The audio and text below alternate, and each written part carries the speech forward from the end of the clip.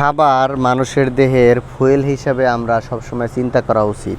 কারণ একটা ইঞ্জিনে যদি সেটা ডিজেল ইঞ্জিন হয় সেখানে পেট্রোল দিলে কিন্তু চলবে না, আবার একটা পেট্রোল ইঞ্জিনকে ডিজেল দিলে চলবে না।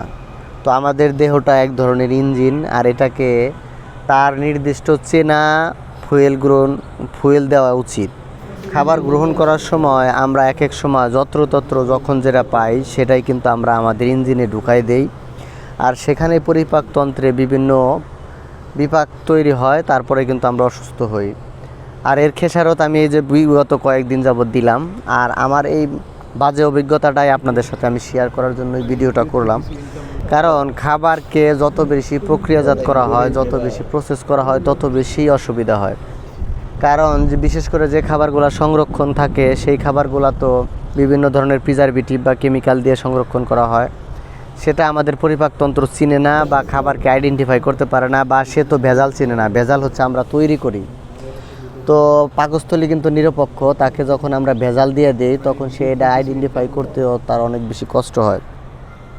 তো প্রত্যেকটা মানুষকে খাবার বিষয়ে খুব বেশি সচেতন হওয়া উচিত। সুস্থ থাকতে হলে খাবারটাকে যদি সুস্থ রাখতে পারি বা ভালো রাখতে পারি বা ফ্রেশ রাখতে পারি, তাহলে কিন্তু আমাদের সুস্থ থাকার প্রবণতাটা বাড়বে, ডাক্তারি খরচ কমবে এবং সব বিষয়ে সাশ্রয় হবে, দীর্ঘায়ু পাওয়া সম্ভব হবে। তো বাজারে আমরা অনেক ধরনের খাবার পাই, ফুটপাতে খাবার পাই, হোটেলে খাবার পাই। প্রত্যেকটা খাবার আমি গ্রহণ করার পূর্বেই আমাকে চিন্তা করা উচিত যে আসলে যে খাবারটা আমি আমার পাকস্থলীকে পৌঁছে দিচ্ছি আমার পাচিন্দ্রিয় ব্যবহার করে, সেই খাবারটা আসলে কতটা পাকস্থলীতে চিনে বা তাকে কতটা কষ্ট হবে সেটাকে আলাদা আলাদা ক্যাটাগরিজ করতে।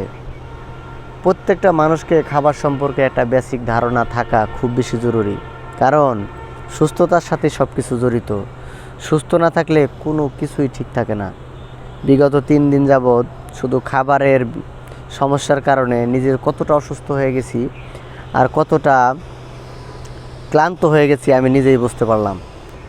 তো আমার এই বাজে অভিজ্ঞতাটাই আপনাদের সাথে শেয়ার করলাম। সবাই ভালো থাকেন, সুস্থ থাকেন, আর সঠিক খাদ্যাভ্যাস গড়ে তোলার চেষ্টা করেন। তাতে অনেক বিষয়ে খরচ বাঁচবে, কারণ সুস্থতার সাথে সকল খরচ, আয়, রুজি সব কিছুর সম্পর্ক।